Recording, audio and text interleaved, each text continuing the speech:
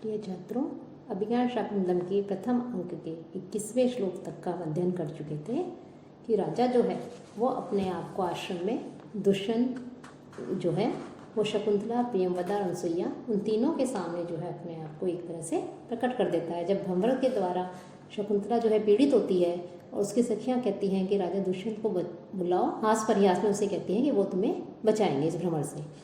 तो राजा जो है अपने नाम को प्रकट नहीं करता और वो उनके सम्मुख उपस्थित हो जाता है कि कौन जो है इन्हें परेशान कर रहा है, पीड़ित कर रहा है।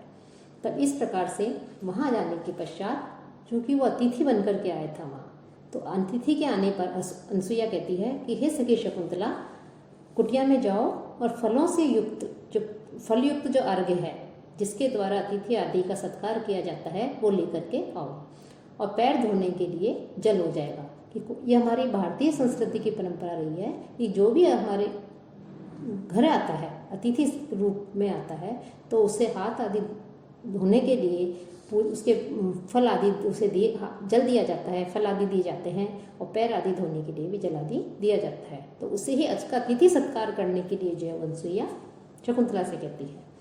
तो राजा जो है कह रहा है कि आपकी प्रिय और अधुर वाणी से ही मेरा अतिथि सत्कार हो गया है। फिर प्रियंवदा उन्हें बैठने के लिए आसन देती है कि आप जो है यहाँ बैठिए। फिर राजा कहता है कि इस पेड़ों को सींचने के काम से जो है तुम भी थक गई होंगी, तो आप भी बैठ जाओ। तो अनसुईया कहती है कि हे सखी शकुंतला, अतिथि के पास हमारा बैठना उचित नहीं है, हम यहीं बैठते हैं। पास बैठना जो है उचित है क्योंकि अतिथि आया है यदि कोई और हम उसको छोड़ करके जो है चले जाएं, ये अनुचित है, तो हमें इनके पास में बैठना चाहिए। शकुंतला मन ही मन में उसको सोचती है। जैसे ही शकुंतला दुष्यंत को देखती है तो उसके मन में भी जो है प्रेम के भाव जो है उत्पन्न होने लगते हैं। तो शकुंतला कहती है क्या बात है कि इस व्यक्ति को देख करके तपोवन विरोधी मनोविकार जो है, प्रेम आदि जो है वो हृदय में उत्पन्न हो रहा है। फिर राजा सबको देख कर कहता है कि आप लोगों की समान अवस्था और समान रूप के कारण अत्यधिक मनोहर आपस में एक दूसरे का जो अनुराग है ये आश्चर्यचकित है। फिर प्रियंवदा हाथ की ओट में अनसुईया से पूछती है कि हे अनसुईया, ऐसा चतुर और गंभीर आकृति वाला, मधुर भाषण करने वाला, प्रिय बोलने वाला, ये प्रभावशाली व्यक्ति सा दिखाई देने वाला ये कौन है? तो अनसुईया कहती है कि मुझे भी जो है जिज्ञासा हो रही है। फिर वो राजा दुष्यंत से पूछती हैं कि आप किस राजर्षि वंश को अलंकृत करते हैं, आपने किस देश को अपने विरह से इस समय व्याकुल किया है, और किस लिए जो है आपने इस तपोवन में आने का परिश्रम किया है, आपका इस आश्रम में, इस तपोवन में आने का क्या प्रयोजन है? तो शकुंतला भी उनसे पूछना चाह रही है, तो वो अपने मन को कहती है शकुंतला कि हे मन, ए हृदय, तुम उतावले मत बनो, क्योंकि जो बात तुमने सोची थी, जो तुम पूछना चाह रही हो, वही अनसुईया भी पूछती है। तो राजा मन ही मन में एक प्रकार से सोचता है कि मैं अपने आप को कैसे बताऊं, अपना परिचय प्रदान करूं या नहीं, या अपने आप को छिपाऊं। फिर वो कहता है कि मैं पूर्ववंशी राजा जो है उनके द्वारा धार्मिक क्रियाओं की देखभाल करने के लिए नियुक्त किया गया हूँ, और आप लोगों की धार्मिक क्रियाएं यहाँ सही ठीक प्रकार से संपन्न हो रही हैं या नहीं, निर्विघ्न रूप से संपन्न हो रही है या नहीं, ये जानने के लिए इस तपोवन में आया हूँ। तो अनसुईया कहती है हम सब सनात हो गए कि धर्म का आचरण करने वाले सभी लोग आप आ गए हमारी रक्षा के लिए, तो हम सनात हो गए। कि दोनों सखियाँ और शकुंतला जो है इस प्रकार से आपस में वार्तालाप करते रहते हैं, और फिर अतिथि सत्कार जो है वो अतिथि सत्कार भी उनका करते हैं। फिर राजा जो है शकुंतला के प्रति अत्यधिक आकर्षित थे, तो उनकी सखियों से पूछते हैं कि मैं आपकी जो सखी है इसके विषय में पूछना चाहता हूँ। दोनों सखियाँ कहती हैं आप पूछिए, आप जो प्रार्थना कर रहे हैं ये हमारे ऊपर अनुग्रह के समान है। राजा कहता है कि महर्षि कर्ण तो है वो नैष्ठिक ब्रह्मचारी है, ये प्रसिद्ध है, और ये सखिया उनकी पुत्री है, तो यह कैसे संभव हो सकता है? अर्थात उन्होंने वह नहीं किया, वो तो ब्रह्मचारी हैं, और ये सखी जो है शकुंतला जो है ये उनकी पुत्री कैसे हो सकती है? तो अनसुईया कहती है कि आप सुनिए कि कौशिक गोत्र नाम वाले एक महाप्रभावशाली राजर्षि हुए हैं। अनसुईया कहती है उस कौशिक गोत्र वाले जो महाप्रभावशाली जो राजर्षि हैं उनको जो है हमारी इस प्रिय सखी का जन्मदाता समझे, जन्म देने वाला, अर्थात महर्षि कर्ण नहीं है, उन्हें ही हमारी सखी का पिता समझे, और माता पिता के द्वारा इनका परित्याग कर देने का कारण इसका पालन पोषण करने के कारण महर्षि कर्ण जो है वो भी क्या है, इनके पिता कहे जाते हैं। कि ये जो शकुंतला है उसकी उत्पत्ति के विषय में बता रहे हैं कि शकुंतला कौन है। वो राजा कह रहे हैं कि ये क्या महर्षि कर्ण जो है वो तो नैष्ठिक ब्रह्मचारी हैं, तो ये उनकी पुत्री ये उनकी पुत्री जो है वो कैसे हो सकती है। तब वो दोनों सखियां जो हैं वो बता रही हैं कि कैसे जो है ये जो राजर्षि हैं उनकी जो है ये वास्तव में उनकी पुत्री है, और ये जो है महर्षि कर्ण ने चूंकि उनका केवल पालन पोषण किया है, उनको पाला है, इसलिए जो है वो भी इसके पिता ही हैं। कि जन्म लेते ही इनके माता पिता ने इनका परित्याग कर दिया था। तो राजा कह रहा है परित्यक्ता, परित्याग कर दिया। इसको जो है शब्द को सुन करके मेरे मन में जो है जिज्ञासा हो रही है और मैं प्रारंभ से सुनना चाहता हूँ। तो अनसुईया फिर बताती है कि आप सुनिए कि प्राचीन समय में गौतमी नदी के तट पर जब वो राजर्षि उग्र तपस्या कर रहे थे, तो उस समय कुछ देवताओं ने राजा की तपस्या से भयभीत होकर के उनकी तपस्या में विघ्न डालने के लिए मेनका नाम की अप्सरा को भेजा। कि जो विश्वामित्र हैं वो कठोर तपस्या कर रहे थे, तो उनकी तपस्या से जो देवता लोग हैं वो अत्यधिक भयभीत हो गए, और भयभीत होकर के उनकी तपस्या में विघ्न डालने के लिए मेनका नाम की अप्सरा को भेजा। राजा कहता है कि दूसरे लोग यदि तपस्या करते हैं, समाधि करते हैं, तो उनसे तपस्या से समाधि से जो है देवता लोग भयभीत हो जाता है, ये सामान्य बात है, ये देखा जाता है। तो अनसुईया कहती है कि जब मेनका जब ऋषि की तपस्या को भंग करने के लिए जो है वो आती है, तो उसके सौंदर्य को, उसकी सुंदरता को जो है मादक सौंदर्य को देख करके फिर वो इतना कह करके बीच में ही जो है अनसुईया रुक जाती है। तो राजा कह रहा है कि इससे आगे जो है विदिति है कि मैं समझ गया हूँ। तो यह वास्तव में यह अप्सरा से उत्पन्न संतान है, कि विश्वामित्र जो राजर्षि है उनकी, और जो मेनका है उन जो है उसकी जो है ये संतान है। ये मैं समझ गया हूँ कि वास्तव में ये अप्सरा कन्या है। फिर अनसुईया कहती है और क्या। फिर राजा कहता है मानुषीषु कथम वा स्यात् अस्य रूपस्य संभव है न प्रभा तरलम ज्योति ही उदेति वसुधा तलात्। कि मानव लोक की स्त्रियां जो है मानुषीषु मानव लोक की स्त्रियों में अस्य रूपस्य संभव है, इस प्रकार के अनुपम सौंदर्य की उत्पत्ति कथम वा स्यात् कैसे हो सकती है। प्रभा तरलम ज्योति कांति से देदीप्यमान जो प्रकाश पुंज है वो ज्योति, जो प्रकाश पुंज है वो वसुधा तलात् पृथ्वी से न उदेती उत्पन्न नहीं हो सकता। कि शकुंतला की उत्पत्ति का पूरा वृतांत जानकर राजा दुष्यंत कहते हैं कि वस्तुतः शकुंतला अनुपम सुंदरी है, और ऐसे सौंदर्य की उत्पत्ति तो मानव स्त्रियों से संभव ही नहीं है। अतः यह क्या है, अप्सरा की संतान है, ये जो है अप्सरा की पुत्री है। कि विश्वामित्र जो राजर्षि थे वो कठोर तपस्या कर रहे थे, उनकी तपस्या से भयभीत होकर के जो देवता लोग थे वो लोग उनकी तपस्या को भंग करने के लिए जो है मेनका नाम की अप्सरा को भेजते हैं। कि देवताओं के जो कार्य हैं और अप्सराओं, देवता लोग अप्सराओं को जो है कोई तपस्या करता है तो उसकी तपस्या से कई बार वो भयभीत हो जाते हैं, और भयभीत होकर के जो उसकी तपस्या में विघ्न डालने के लिए वो अप्सराओं को वहाँ पर भेजते हैं, उनका प्रयोग करते हैं। तो इस प्रकार से जो है उन्होंने विश्वामित्र की तपस्या को जो है भंग करने के लिए मेनका नाम की अप्सरा को भेजा। और मेनका अद्वितीय सुंदरी थी, तो उसके सौंदर्य को देख करके राजा जो है विश्वामित्र जो है राजर्षि वो अत्यधिक आकर्षित हो जाते हैं उसके प्रति, और उन दोनों से जो संतान हुई थी वो संतान जो है वो शकुंतला थी। तो राजा कह रहे हैं कि मानुषीषु कथम वा स्यात् अस्य रूपस्य संभव है, कि इस प्रकार का सौंदर्य जो है वो मनुष्य लोक की स्त्रियों में कैसे हो सकता है। कि दीप्ति से चंचल उज्ज्वल न प्रभा तरलम ज्योति ही उदेती वसुधा तलात्। कि अत्यधिक देदीप्यमान प्रकाशमान कांतिमान जो सौंदर्य है वो सौंदर्य जो अनिद्य जो सौंदर्य है, प्रकाश पुंज है, वो धरती से उत्पन्न नहीं हो सकता। तो इनको देखकर ही लग रहा है कि वास्तव में जो है मानुषी स्त्री की संतान नहीं होकर के जो है किसी अप्सरा की संतान है। तो इस प्रकार से राजा कहता है, और शकुंतला अधोमुखी तिष्ठति, शकुंतला नीचे की ओर मुख करके स्थित रहती है।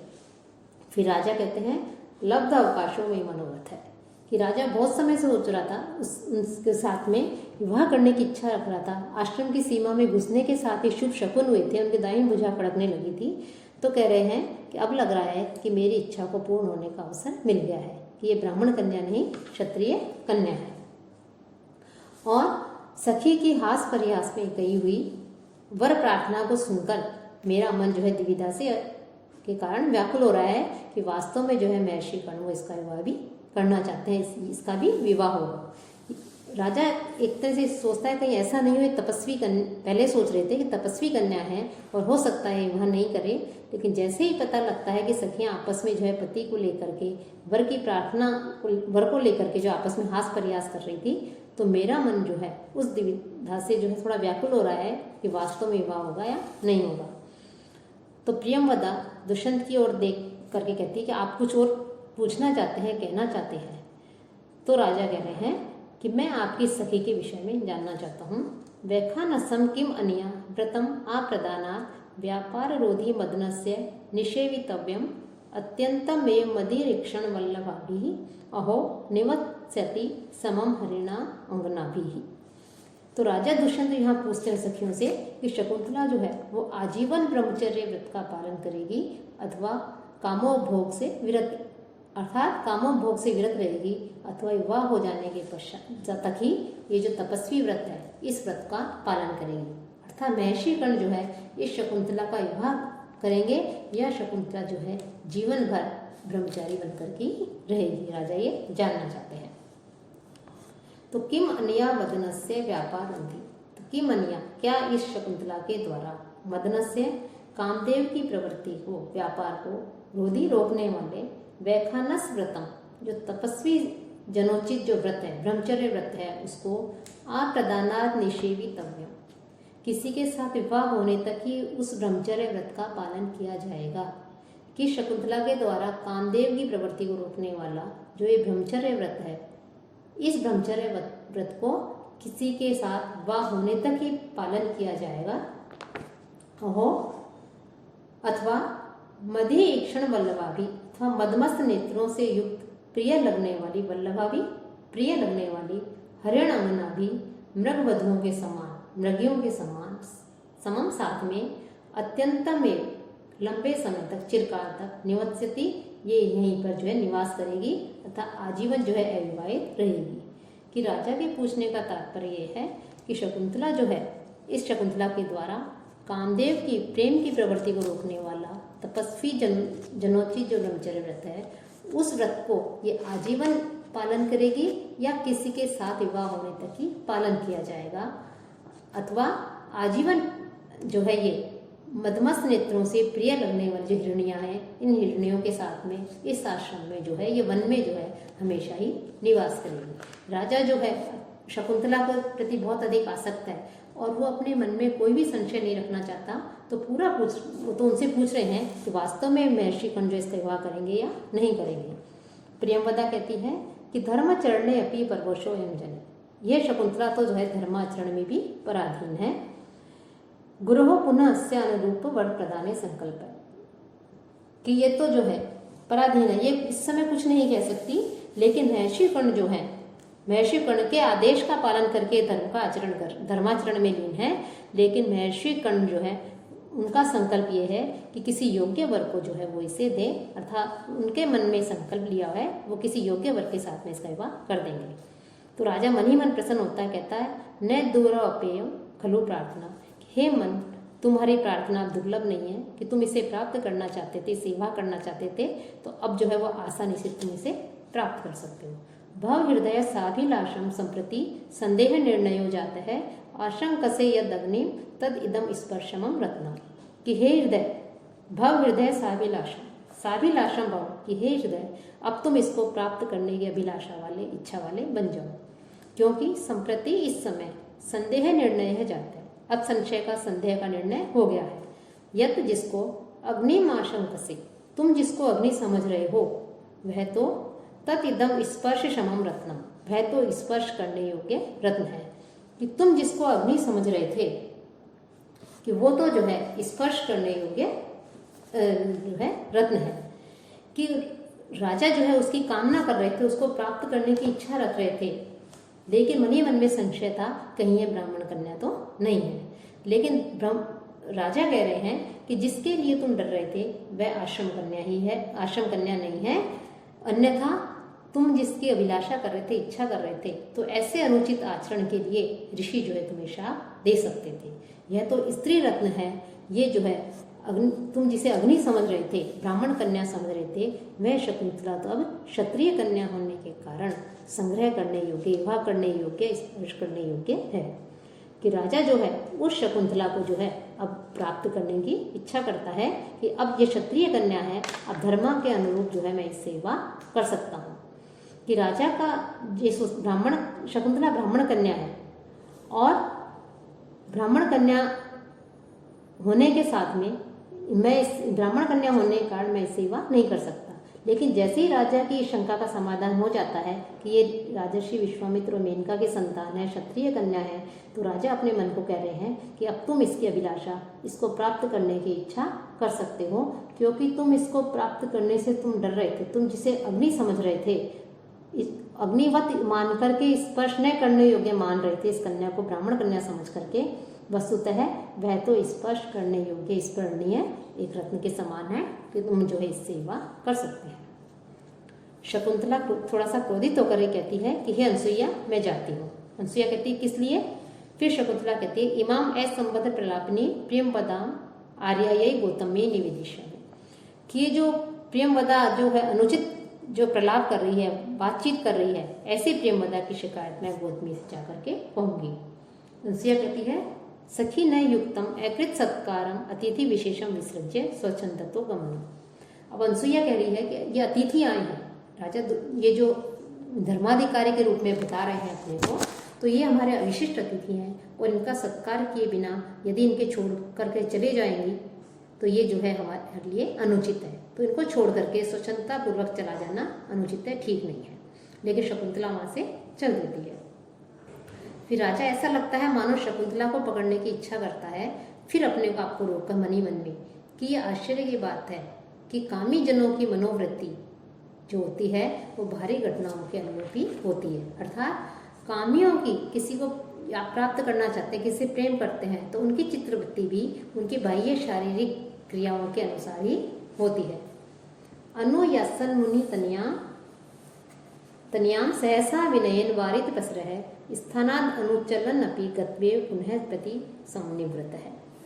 कि अहम में मुनि तनिया कि मैं यहीं बैठा हुआ हूँ, लेकिन ये जो मुनि पुत्र है, ये पुत्री है शकुंतला है, इसके अनुस्यास्य इसके पीछे जाने की मैं इच्छा कर रहा हूँ, इच्छा करता हूँ, लेकिन सहसा अचानक विनयन वारित प्रसरह विनयशीलता के द्वारा रोक दिया गया हूँ ही, क्योंकि स्थानात अनुचलन और अपने स्थान से अनुचलन अपि नहीं चलता हुआ भी गत्वा इसके पास में जाकर के पुनः प्रतिनिवृत्त ऐसा लग रहा है कि मानो मैं वापस लौट आया हूँ। कि मैं मुनि पुत्री जो शकुंतला है इसके पीछे जाने की मैं इच्छा कर रहा हूँ, इसके पीछे जाना चाहता हूँ, लेकिन ये शिष्टता के विपरीत है। ये शिष्ट आचरण नहीं है कि मैं जो है तुरंत इसके पीछे जाकर इसके पीछे जाऊँ। लेकिन मन में तो जो है, मन तो मन है, तो मेरे मन जो है वो इसके पीछे जाने की इच्छा रख रहा है, लेकिन अकस्मात अचानक से जो है मैं रोक दिया गया हूँ कि मुझे रोक दिया गया है। लेकिन फिर भी ऐसे लग रहा है कि मैं अपने स्थान से उठकर नहीं चला हूँ, लेकिन फिर भी मैं मानो इसके पीछे जाकर के वहाँ तक जाकर के वापस आ गया हूँ। कि कामी जनों की मनोवृत्ति भी उनकी बाहरी घटनाओं के अनुरूप ही होती है, इसका विषय में जो है यहाँ पर बताया गया है। कि राजा कह रहे कि मैं एक पद भी अपने आसन से नहीं चला हूँ, फिर भी ऐसा प्रतीत होता है कि मैं उसके पीछे जाकर फिर लौट आया हूँ। चेष्टा से पूर्व हम कोई भी क्रिया करते हैं, कार्य करते हैं, तो उससे पहले मन चेष्टा करता है। मर्यादाशील जो पुरुष है वो मन में ही इस अनुचित बात को रोक लेते हैं। दुष्यंत ने भी अपने शारीरिक क्रिया को बिल्कुल भी नहीं किया, लेकिन उन्हें ऐसा लगा कि वो शकुंतला को पकड़ने के लिए उसके पीछे पीछे वहाँ तक गए और वापस लौट करके आ गए। फिर प्रियंवदा कहती है शकुंतला को रोक करके, हला नैते युक्तम गंतुम, कि तुम्हारा जाना उचित नहीं है। शकुंतला कहती है किस लिए? फिर प्रियंवदा कहती है, वृक्ष सेचने द्वे धार्यसी में, वृक्षों को सींचने का मेरा तुम्हारे ऊपर ऋण है, 2 वृक्षों को सींचने का। यही तावत आत्मानमोचित्वा गतो वमिष्यसि, कि तुम पहले अपने आप को ऋणों से छुड़ा लो तब चले जाना। अर्थात कभी मैंने तुम्हारे हिस्से के 2 वृक्ष सींचे थे तो वो तुम्हारे ऊपर ऋण हो गए, कर्ज हो गया, तो तुम उस कर्ज को चुकाओ, 2 वृक्षों को और जल दो और फिर चले जाना। ऐसा कहकर उसे बलपूर्वक लौटा देती है। राजा कहता है कि ये जो है वृक्षों को सींचने से बहुत अधिक थकी हुई लग रही है। कैसे लग रही है इसका वर्णन फिर राजा आगे करते हैं, ये हम कल के अध्ययन में करेंगे।